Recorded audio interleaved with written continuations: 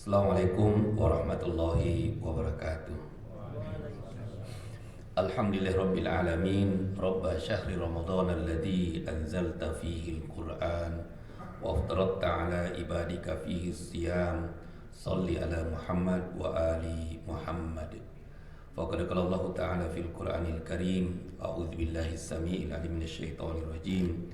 Walitukmilul iddata walitukabbirullaha ala ma hadakum wa la'allakum tashkurun. Wa qala an-nabi sallallahu alaihi wasallam, man shoma ramadanan imanan wa ihtisaban ghufira lahu ma taqaddama min dhanbi.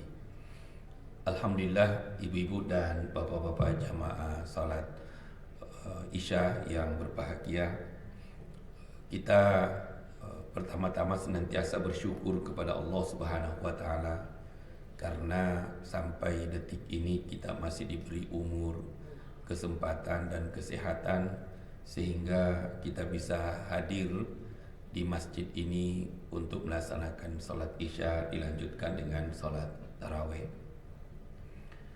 Nah, untuk itu walaupun dalam keadaan hujan, karena di Indonesia memang sekarang ini sudah masuk musim hujan. Berbeda kalau di Timur Tengah atau di Jazirah Arab, sekarang ini masih musim dingin. Kemarin saya di Mesir itu dingin, kemudian saya ke Madinah juga dingin, kemudian ke Mekah juga agak lumayan dingin. Walaupun kalau kita lihat makna Ramadan itu sebenarnya panas ya. Karena orang Arab dulu berdiskusi untuk memberi nama bulan ini. Nah, di saat dia berdiskusi waktu itu dalam suasana panas, maka mereka sepakat bahwa bulan Saum itu disebut dengan Ramadan. Ramadan itu adalah pembakaran, sehingga dipahami bahwa orang yang melaksanakan ibadah saum itu hakikatnya dia sedang membakar dirinya, sehingga dengan pembakaran itu dia akan menjatuhkan atau menghanguskan dosa-dosa yang telah dia lakukan selama 1 tahun yang lalu. Itulah sebabnya sehingga saum Ramadan itu disebut Syahrul Ramadan. Dan satu-satunya bulan bulan Hijriyah yang disebut oleh Allah dalam Al-Quran itu adalah Syahrul Ramadan, bulan Ramadan. Dan itu diungkap oleh Allah di dalam surat Al-Baqarah ayat 185. Nah, kemudian ibu-ibu dan bapak yang saya hormati, kata saum sendiri di dalam Al-Quran itu berulang sampai kurang lebih 13 kali. Jadi kata saum kalau kita baca Al-Quran tadarus, maka kata-kata saum itu dengan variasi yang lain kita akan temukan sebanyak 13 kali. Kemudian dari 13 kali itu dalam 11 ayat.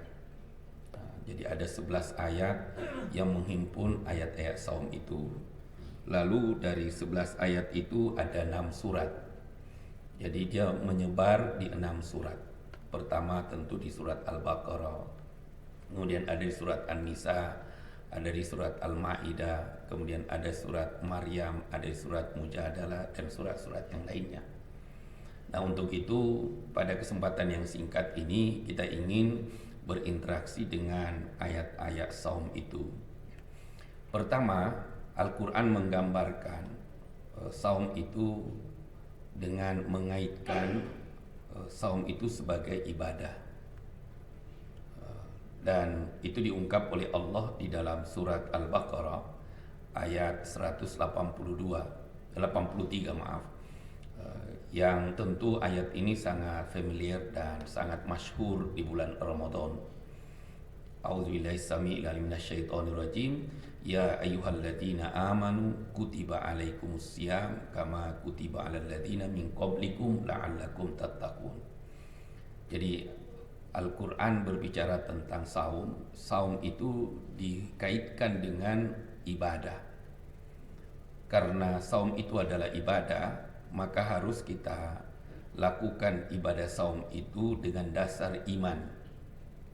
Maka Allah mengatakan, ya ayyuhalladzina amanu, hai orang-orang yang beriman, kutiba alaikumusiyam, itu sudah ditetapkan, ditulis sejak dulu sampai sekarang tentang saum itu, supaya engkau melakukan ibadah saum tersebut.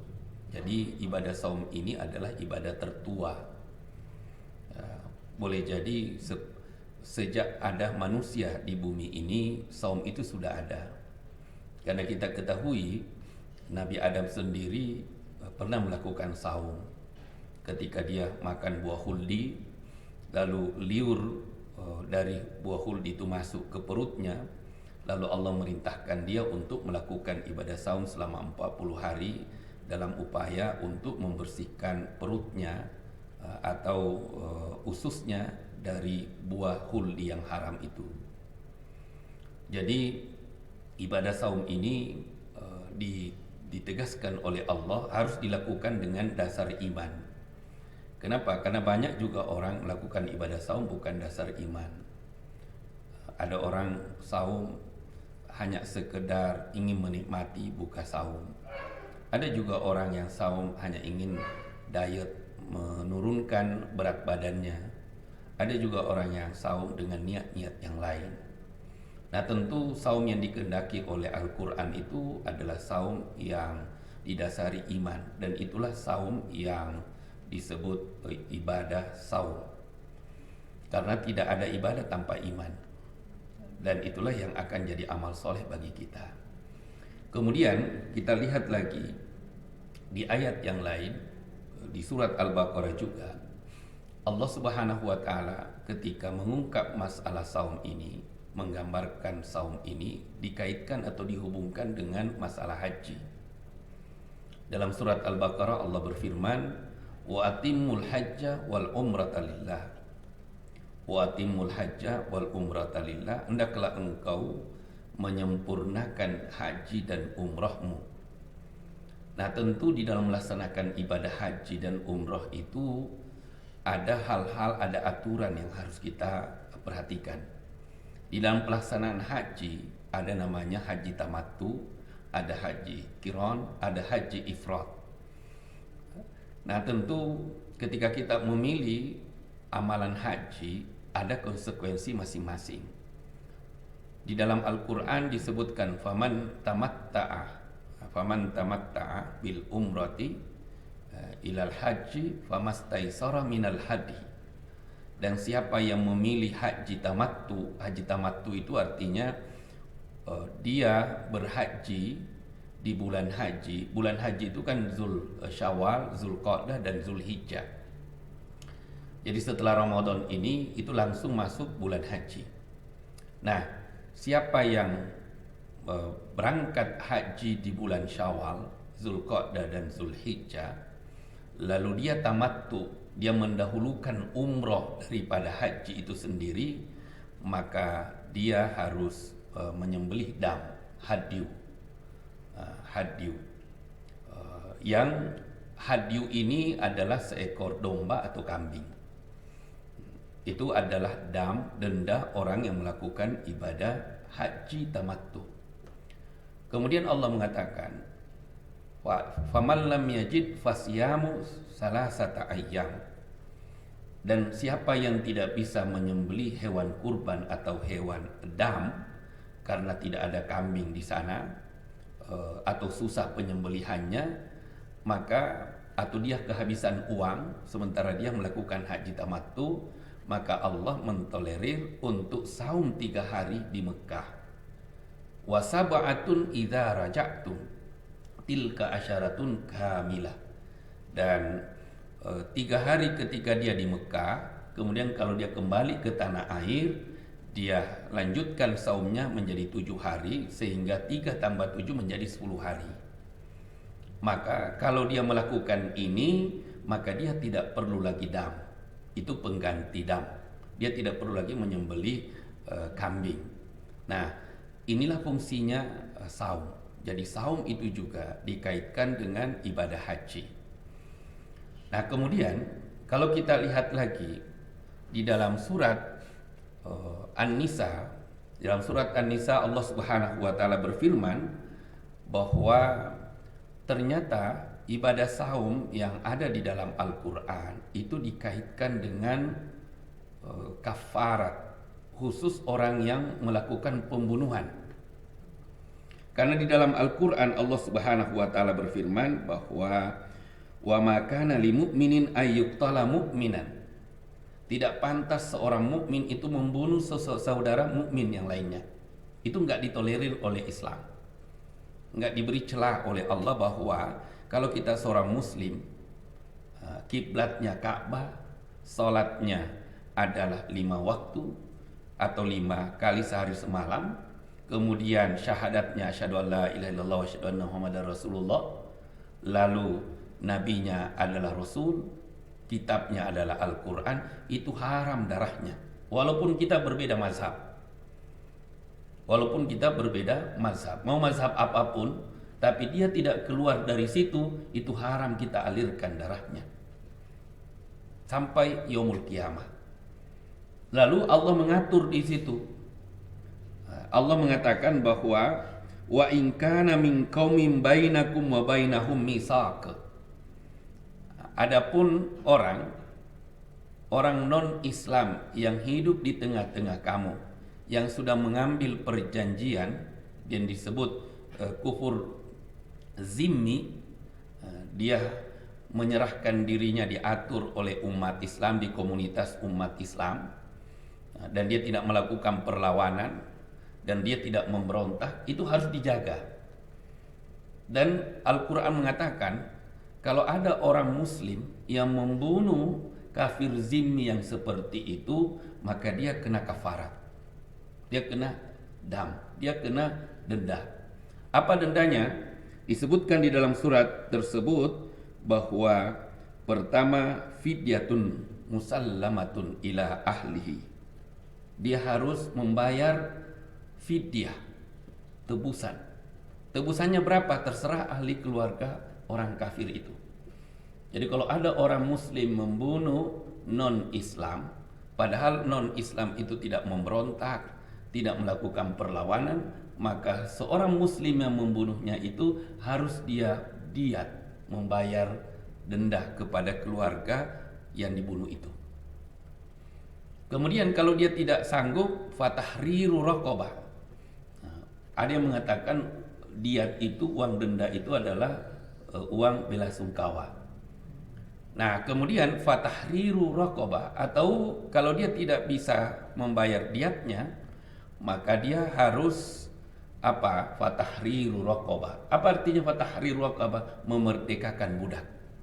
Nah, memerdekakan budak perempuan yang mukminah, yang mukmin. Itu ada syaratnya.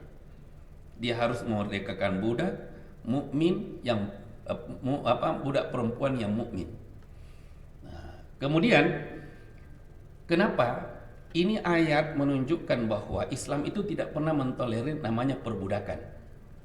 Kenapa? Karena setiap ada kesalahan umat Islam itu kebanyakan diminta di awal-awal itu untuk memerdekakan budak. Itu menunjukkan bahwa Allah tidak menyenangi perbudakan. Rasul Islam itu bukan memelihara perbudakan.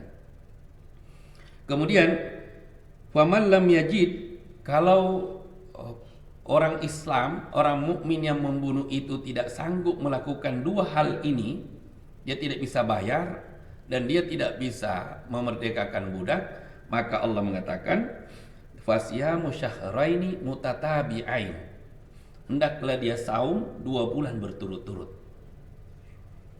Jadi kalau kita membunuh orang non-Islam yang tidak melakukan pemberontakan, tidak damai hidup berdampingan dengan kita, maka dendanya itu seperti itu. Dia harus saum 2 bulan berturut-turut. Dan itulah syarat taubatnya pembunuh yang membunuh itu. Kalau dia tidak melakukan ini, berarti dia tidak taubat.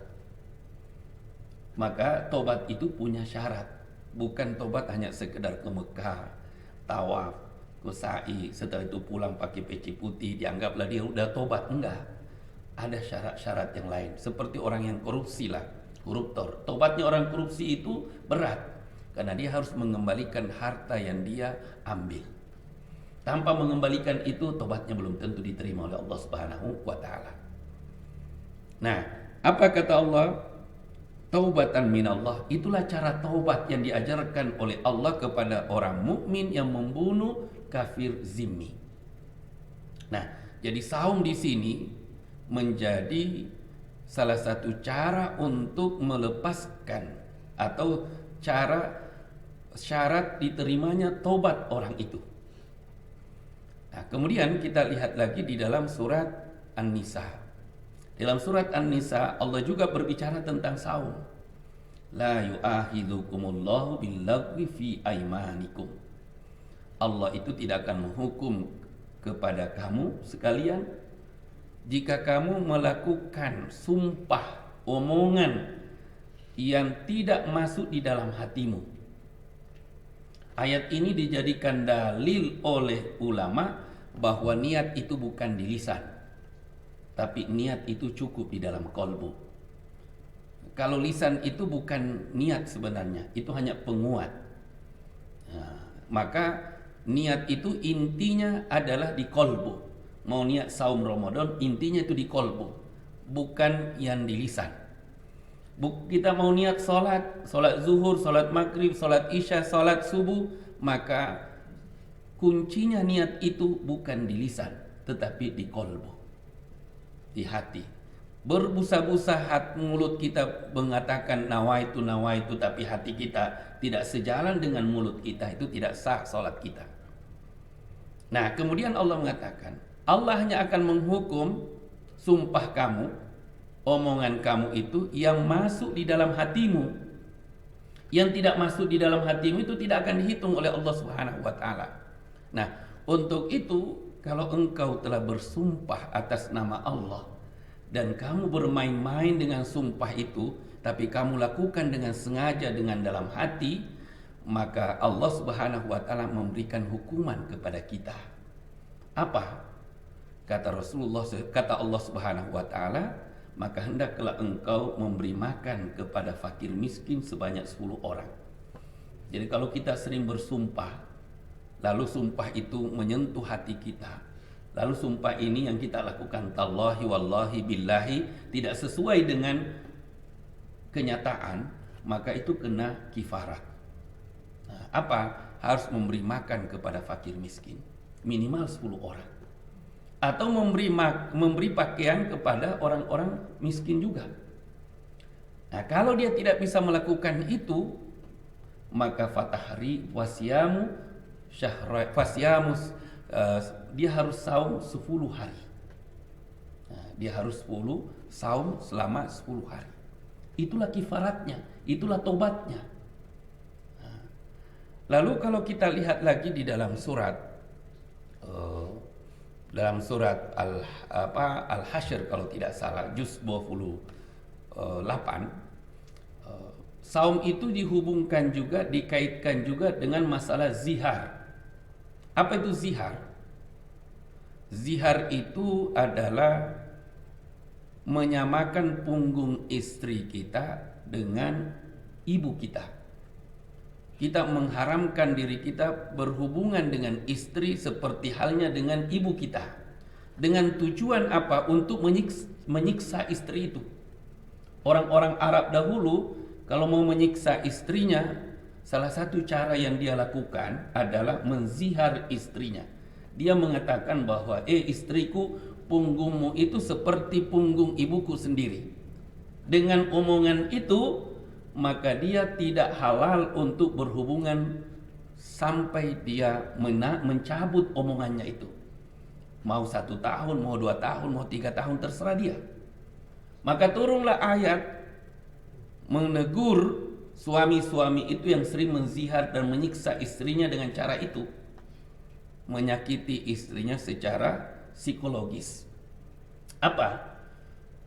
Laki-laki yang sering menzihar istrinya, menyamakan punggungnya atau mengharamkan dirinya berhubungan dengan istrinya seperti ibunya sendiri, kalau dia mau kalau dia mau kembali tidur bersama dengan istrinya, dia harus kifarat. harus idam, harus hadyu. Apa hadyunya? Salah satu di antara hadyu yang penting untuk dilakukan oleh sang suami itu harus dia puasa 2 bulan berturut-turut. 2 bulan berturut-turut. Jadi saum inilah yang menghalalkan sang suami ini untuk berhubungan dengan istrinya kembali. Itulah saum. Kemudian kita lihat lagi di dalam surat Maryam. Kalau kita ke Aqsa, kita bisa turun atau melihat tempatnya Maryam di Aqsa Qadim. Disitulah Maryam dulu hidup, dipelihara oleh Nabi Zakaria. Nah, sampai Maryam ini tidak pernah meninggalkan Masjid Aqsa kecuali setelah dia hamil dan ingin melahirkan Isa alaihissalam.